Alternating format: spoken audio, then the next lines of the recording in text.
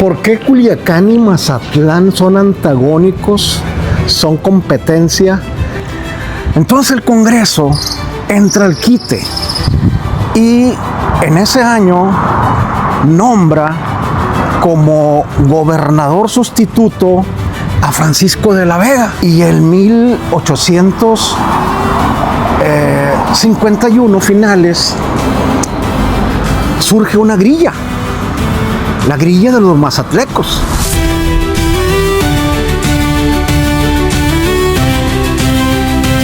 Bueno, para empezar a comprender nuestra historia como sinaloenses, explicada desde aquí, desde el centro, en esta ocasión de Culiacán, actualmente capital política, hay que remontarnos a 1831, cuando por varias ocasiones, no fue la primera, sino se repitió, que la provincia Sonora-Sinaloa se divide, se separa. Ya dejamos de ser un solo estado, una sola provincia, los sonorenses con los sinaloenses.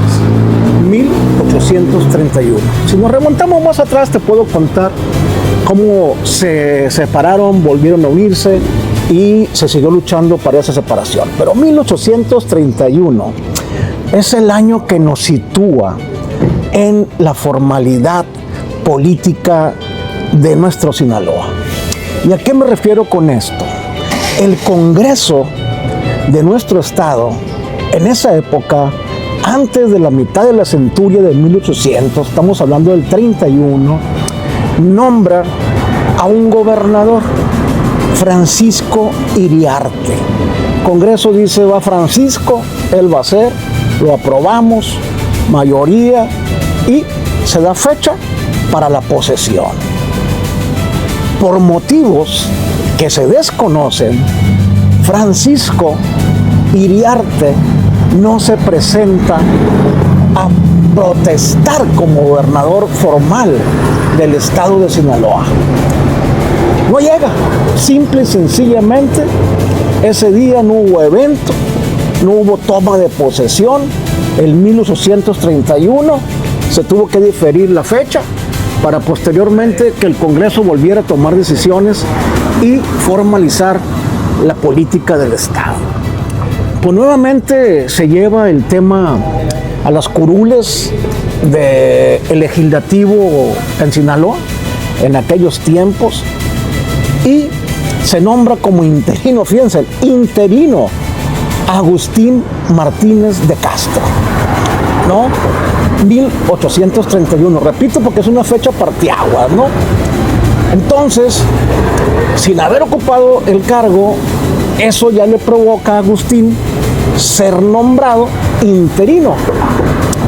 Toma el cargo, los poderes, organiza la administración del Estado. Entre 1831 y 1877 hubo 106 cambios de gobernaturas en el Estado. 106 cambios de gubernaturas en el Estado. Es decir, entre nombrados, protestados, interinos e impuestos, hubo 106 representantes del gobierno estatal entre 1831 y 1877. Inestabilidad total. Hasta que en ese año llega el orden político a Sinaloa y al país, a México. Pongamos atención mucho en las fechas, porque son muy importantes para comprender bien nuestra historia, nuestro origen. ¿Por qué somos como somos los sinaloenses? ¿Por qué son como son los mazatlecos, o los culichis, o los mochitenses, o los guasavenses, los periquenses o los mocoritenses? Hay que entender la historia, pues. 1851 llega a Culiacán una fiebre, la fiebre amarilla, y ataca a la población y se lleva a casi la mitad de ellos. 2,000 habitantes quedan sin vida por esa fiebre que se presenta en 1851. incluyendo, fíjense ustedes, no la libró el gobernador en ese momento, José María Gagiola, Chema Gagiola, ¿no? No había cura, no había cómo sostener, cómo contener la enfermedad, y se lleva tanto desde el ciudadano común más humilde hasta el gobernador del estado, Chema Gagiola.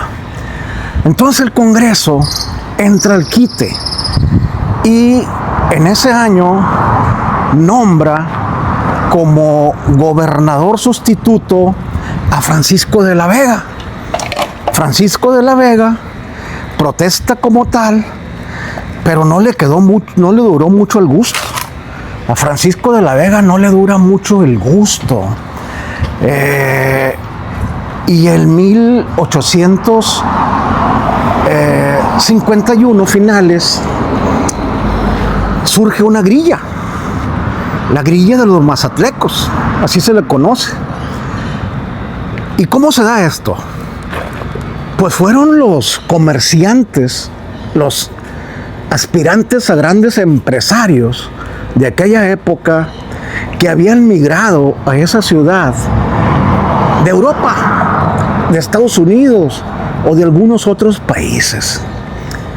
Y ellos, con el poder económico que ya tenían bajo su control en el puerto, sí, tumban con ese poder a Francisco de la Vega de manera inmediata, y provocan su caída para que mediante ese tipo de movimientos Pedro Valdés ocupara la silla gubernamental.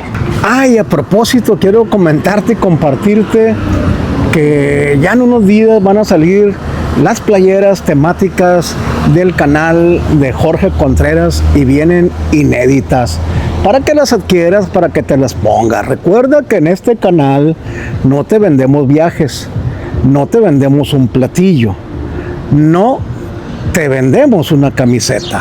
Te compartimos experiencias, te proporcionamos identidad y te compartimos convivencia, disfrutando el buen sabor de la gastronomía sinaloense.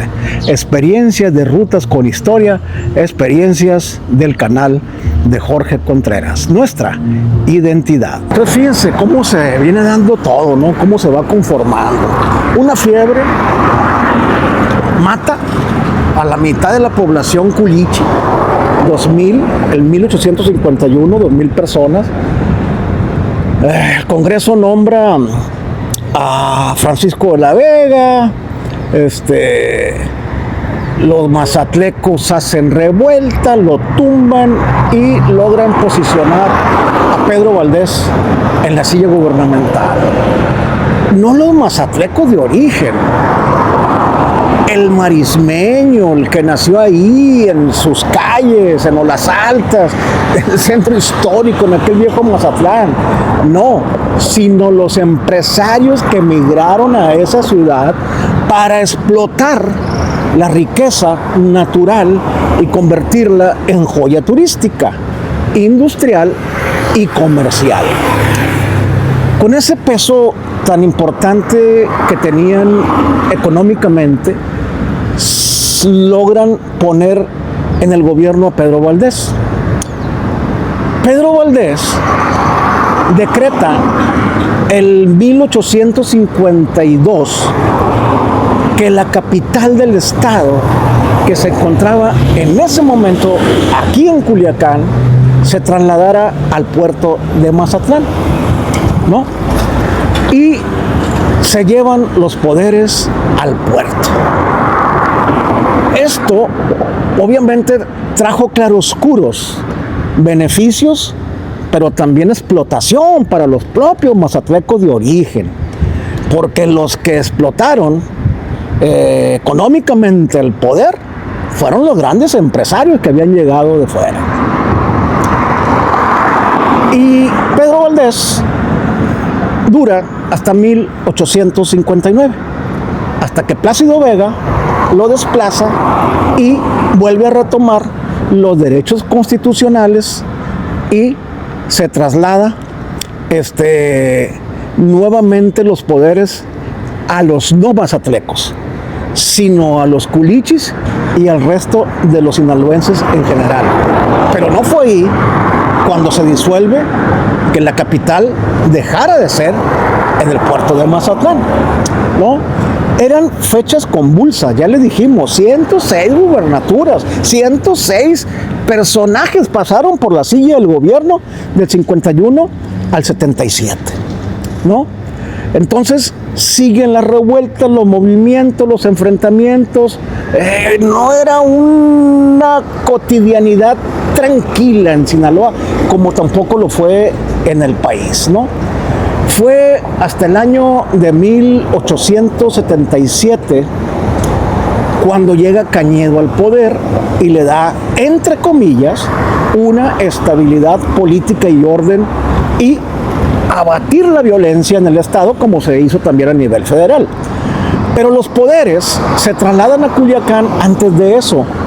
Se recupera la capital del Estado en 1873, 21 años después de que los comerciantes y empresarios mazatlecos se la llevaran al puerto. Pero ya con los poderes en Culiacán, siguen los problemas, siguen los conflictos, hasta que, pues, Eustaquio Buelna recupera la capital, ¿no? En esa época.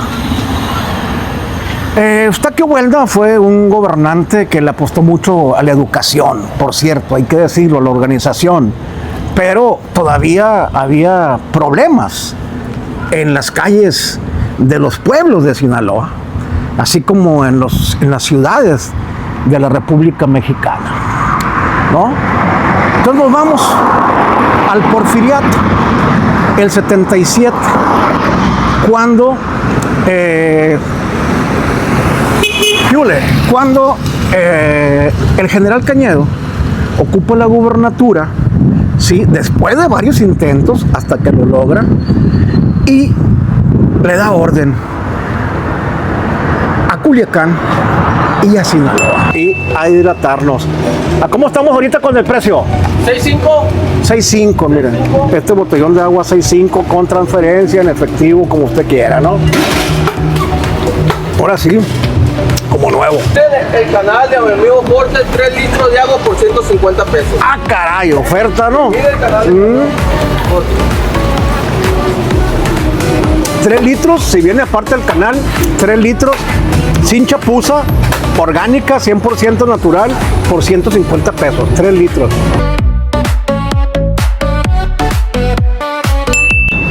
A la llegada de Cañedo al poder, de Francisco Cañedo, el general,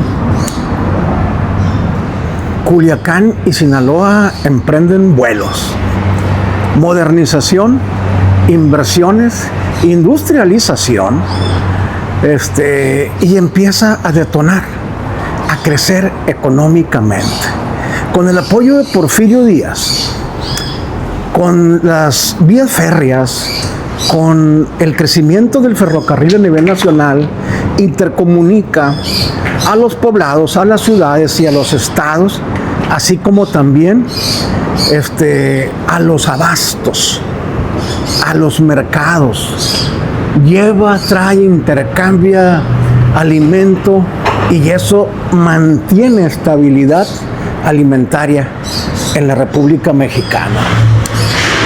El general Cañedo aplica un tipo de gobierno al estilo Porfirio Díaz. Empieza a modernizar la ciudad, ¿no?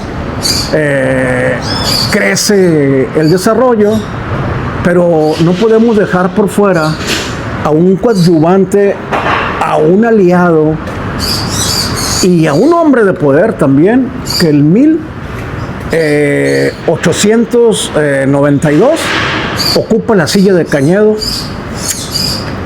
que fue por 2 periodos, por cierto, y se convierte en gobernador. Mariano Martínez de Castro, ingeniero topógrafo, pues con esa profesión contaba con la visión de darle orden a la ciudad de Culiacán, sobre todo, ¿no?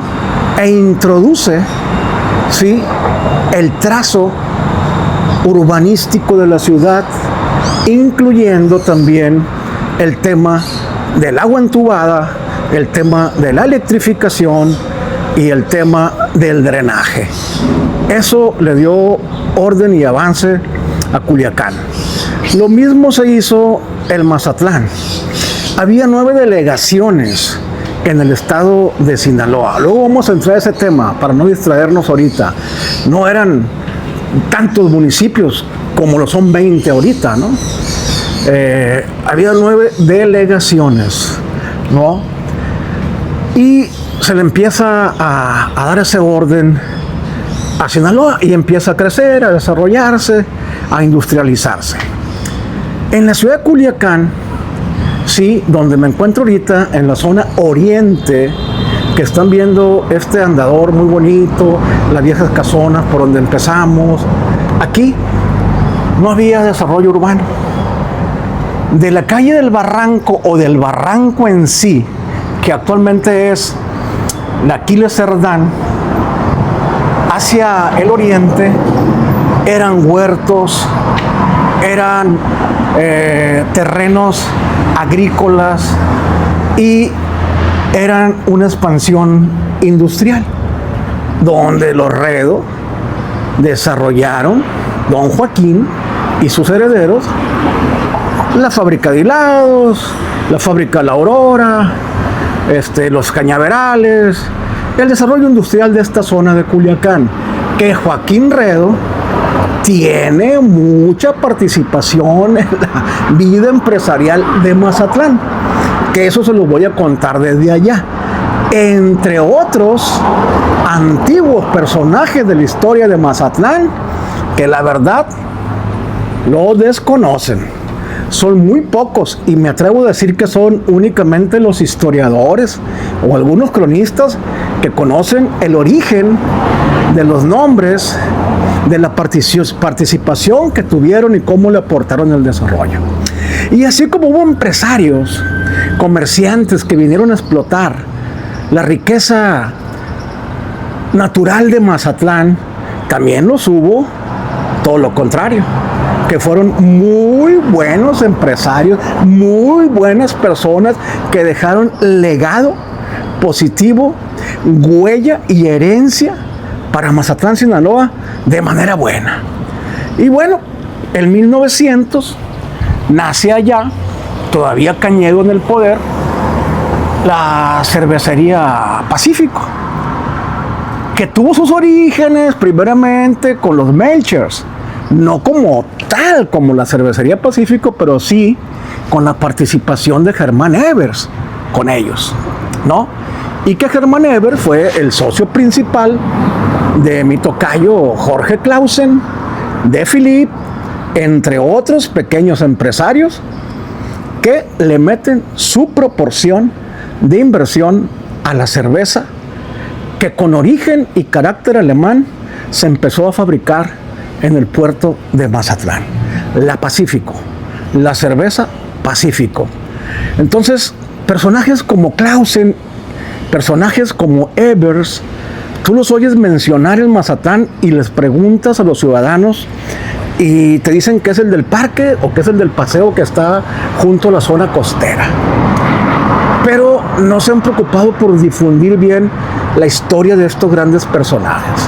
Como cuando les preguntas que si por qué se llama Machado, la plazuela Machado, ¿no? Luego vamos a hacerles allá un contenido sobre quién fue el señor Machado y cómo surge ese terreno, ese territorio. Y bueno, eso se los cuento ya para no adelantarles. Tengo el storyteller sobre ese tema, ¿no? Entre otras cosas, pero hoy estamos hablando de cómo surge la historia formal de la política en Sinaloa, cómo Culiacán dejó de ser capital para que se fuera al puerto y cómo surge el antagonismo. Entonces, si ya revisamos el tema, viene en el ADN, el tema de la competencia entre Mazatlán, Culiacán, Pericos, Mocorito, Guasave contra Mochis, etc., etc., viene en el ADN. Váyanse a 1831, donde empezamos este video, ¿no? Váyanse al 51, donde los empresarios mazatlecos de origen de otra denominación, de otros países, manipulan y grillan para que se vaya a la capital allá. Qué bueno, sirvió mucho. Como le digo, hay aspectos positivos y negativos, claros, oscuros, opacidad y brillo, como en todo, ¿no? Creo que vamos a ir avanzando poco a poco, con fechas, con datos.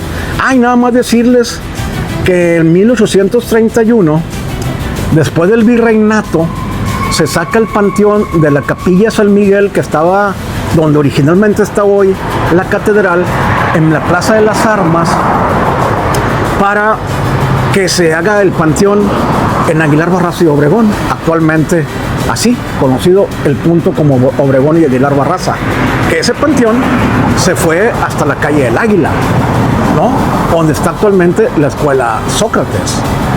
Y pero se fue ocupando los espacios, las fosas, hasta que en los años 50 de 1800 se viene esa fiebre que ya les comenté y se derrama el tema de la ocupación en ese panteón de Culiacán.